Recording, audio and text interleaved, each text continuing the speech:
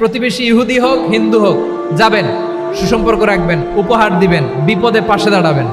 তাইলেই তো আপনাদের প্রতি, মুসলমানদের প্রতি তারা আকৃষ্ট হবে, ঠিক কিনা বলেন?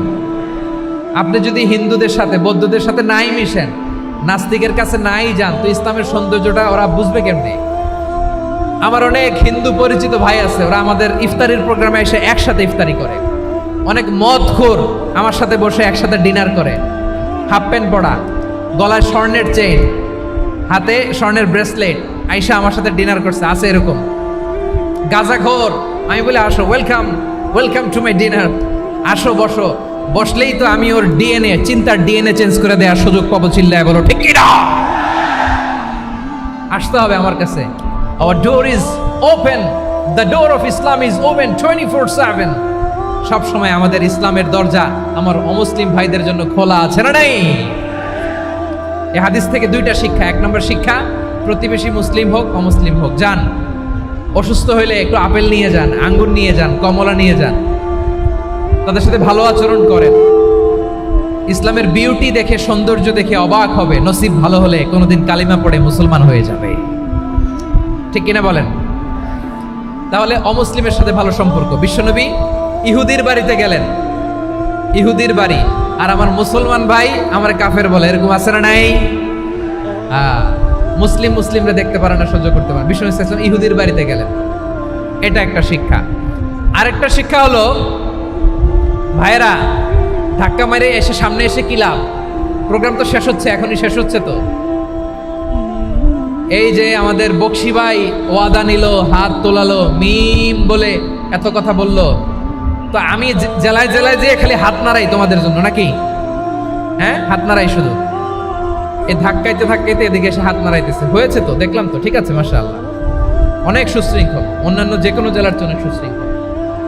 আমার দিকে তাকাও, আমার দিকে তাকাও, ঠিক আছে। এই যে দাঁড়িয়ে আছে, একটা ছেলে নড়ে না, দেখছেন? মাশাআল্লাহ মাশাআল্লাহ মাশাআল্লাহ। হ্যাঁ, এইভাবেই। আর কয়েকটা মজাদার কথা আছে, শোনো।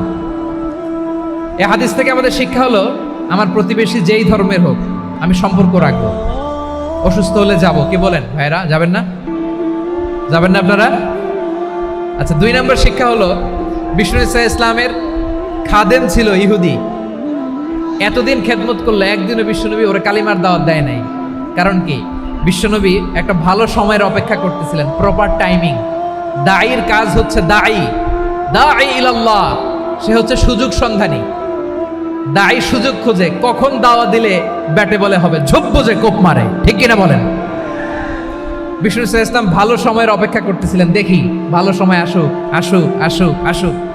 আস্তে আস্তে এমন সময় আসছে, ছেলে এবার মুমূর্ষ। অসুস্থ ব্যক্তির হৃদয় অত্যন্ত নরম থাকে। হসপিটালে যখন কেউ যায় তার হৃদয়টা বড্ড নরম থাকে, মৃত্যুর ভয়ে তার অন্তরটা নরম থাকে, ঠিক কিনা বলেন?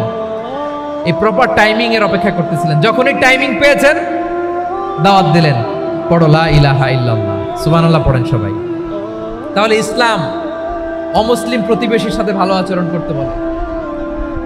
ইসলাম অমুসলিম মাতা পিতার সাথেও ভালো আচরণ করতে বলে। মাতা পিতা যদি অমুসলিম হয়, তারা ফেলে দিতে পারবেন? পারবেন? আমার লালমনিরহাটের ভাইরা, অনেক হিন্দু ছেলে আমাদের হাতে শাহাদা পড়ে মুসলিম হয়, কিন্তু ওর মা মুসলমান হয় নাই, বাবাও হয় নাই, এরকম আছে না নাই? তো ও হয়েছে মুসলিম, মা বাপ হিন্দু, এখন মা বাপ কি বাদ? হ্যাঁ, মা বাপ বাদ দেয়া যাবে? যেই মা আপনার 9 মাস 8 মাস পেটে ধারণ করলো, আপনার মায়ের নার ছেঁড়া ধন, আপনি ওই মারে বাদ দিতে পারবেন? যে মায়ের বুকের তাজা দুধ খেয়ে আপনি আজকে বাড়ন্ত তাজা তরতাজা, ওই মারে বাদ দেয়া যাবে? মায়ের এক ধারে দুধের দাম, কাটিয়া গায়ের চাম, পাপোশ বানাইলে ঋণের শোধ হবে না, এমন দরদি ভাবে কেউ হবে না আমার মাহা গো।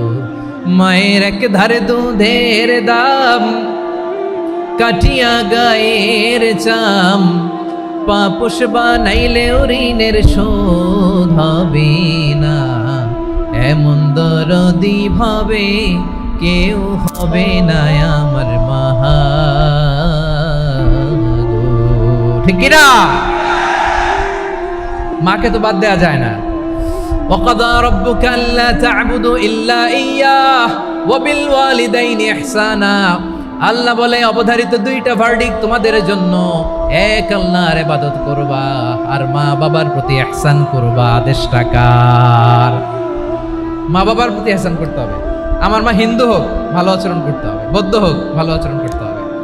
আমার যে সমস্ত হিন্দু ভাইয়েরা মুসলিম হয়েছে, তোমাদের মা বাবা এখনো মুসলমান হয় নাই, তাদের সাথে ভালো আচরণ করতে হবে। আপনাদের খেদমত নিজে করতে হবে অথবা খেদমতের ব্যবস্থা করাই দিতে হবে। মান্থলি যে খরচ লাগে এটা দিতে হবে। আরে তুমি এখন মুসলিম, তোমার মা বাবা হিন্দু, এখনই তো সুযোগ ইসলামের সৌন্দর্য দেখানো। এখন মা বাবা যদি দেখে আরে এটা হিন্দু থাকতে তো বদমাইশ ছিল, বেয়াদব ছিল, কি এমন ধর্ম সে গ্রহণ করলো যেটা গ্রহণের সাথে সাথে সে পাল্টে গেল? কি এমন ধর্ম সে গ্রহণ করেছে যেটা তার জীবনকে আলোকিত করে দিয়েছে? নসিব ভালো হইলে তারাও কালিমা পড়ে মুসলমান হয়ে যাবে।